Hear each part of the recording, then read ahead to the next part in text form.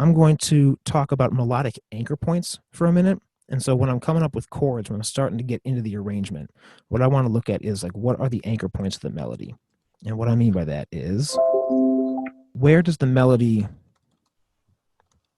land and sit for any extended time, and where does it start when it's on the count, when it's on the like 1, 2, 3, 4, 1, 2. So like where, if it's starting on the count or if it's landing anywhere and sitting there, I consider those as like melodic landing points to pay attention to. So this is not on the downbeat. You can see this rest at the beginning. The note's not on the count, but this one is. And so that is an E. This here is an A, and it lands on a G. So I would consider this first melody, this first measure, E, A, and G, are like melodic landing points. For the next measure, you see where I'm getting at? This one starts on A, here's A, and it lands on C. Then this is the same exact melody here. This one is almost the same. It's got that repeated A, but then goes up to D instead of the C. Cool. So let's just start with those 4 bars. So as a songwriter, I'm going to say, well, those are the notes that are like going to stick out the most to the listener because it sits there and it starts there on the downbeat. So I'm going to say, okay, what chords do I have access to that include those notes in some meaningful way? So for E, A, and G, E, A, G. So if you want E in the bottom, you could play like an E minor 7, which has this G in there. Putting the A instead of the G makes it a sus4. But regardless, even if you're not super familiar with chord terminology, what I'm thinking about is just looking at the piano keys and making sure that I'm picking chords that have these notes in there. E minor 7 would be pretty, it's okay. You could do A in the bottom, and that'll work. You could do a G chord because it ends on that G, or you can split them. So I might do the A minor, just moving up to a G to match the chord tones. Moving down to a G, excuse me. And you see how, like, it's, I don't know, there's nothing wrong with it, but it sounds good. It fits. I could do a different one. I could do the E.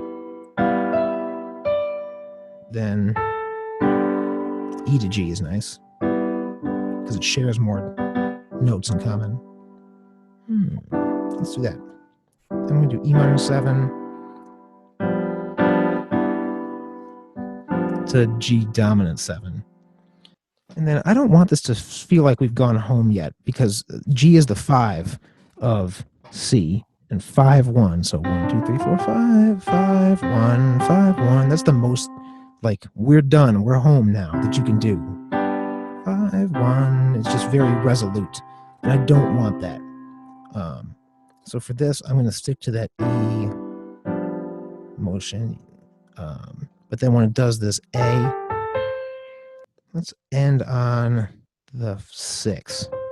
So the A, which as you can see has the note C in it right here. So it's not going to sound like we're done yet. So we got this. I might even do like an F major 7 because same thing. It's got that A chord within it. Yeah. That'll be really nice. And so you can see what I'm doing is just looking at what chords I've got that include these notes. F major 7 to A minor.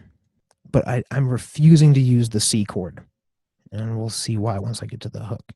And then here, instead of the A minor 7, like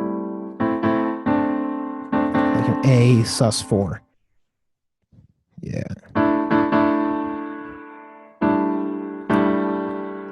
A sus4. So what I'm doing is I'm kind of forcing that because it ends on D. I'm forcing instead of A, C, E, I'm putting the D in there. And I I could add the dominant 7. Yeah. Let me just play those chords underneath what we got. So I'm going to loop this first section. And I'm going to try and play it quick. And you guys are going to see how bad of a piano player I really am.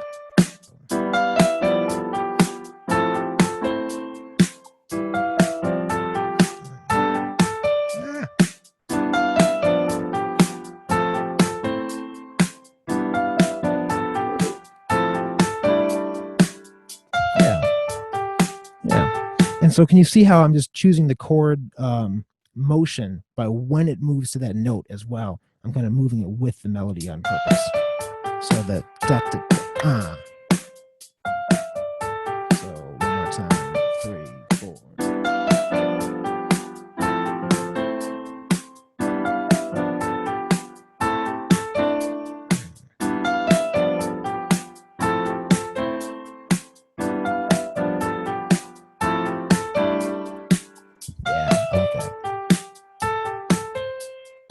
I'm going to do this quick for the other parts here so we can get into some lyrics. E up at the top.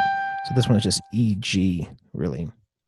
So I'm back to like looking at what are my anchor points in the melody. What's the melody really sitting on? So E, G, G, and that is a grace note that it didn't register, but it's actually moving up to A. So E, G, G, A.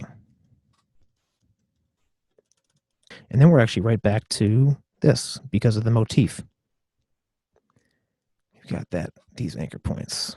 Cool. And so for the E and G, I think that E minor 7 probably still makes sense since it's in both of those.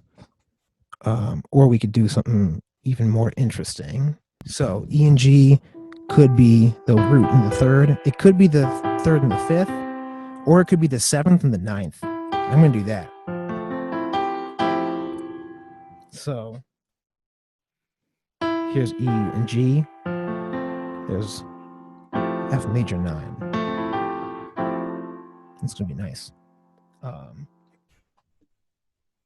So again, this is getting into just scales, memorizing what the notes are in relation to each other. F major 7. And then for G and A, I might do A minor 7. Because again, here are those two notes. And if I put this A, there's your A minor 7.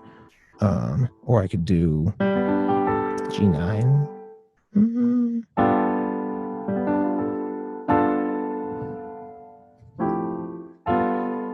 I don't like that G9 though. I'm going to stick with the A minor 7. We're going cheesy pop chords all day long today.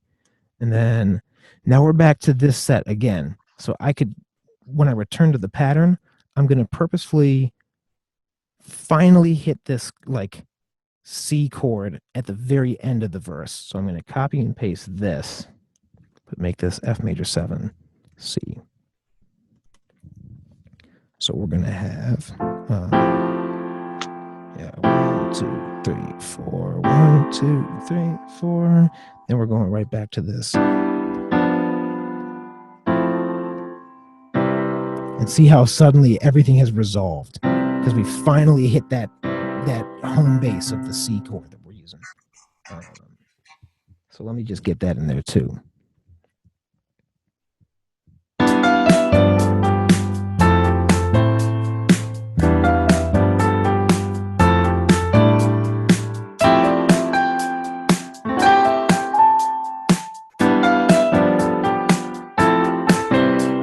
Yeah, that'd be really nice.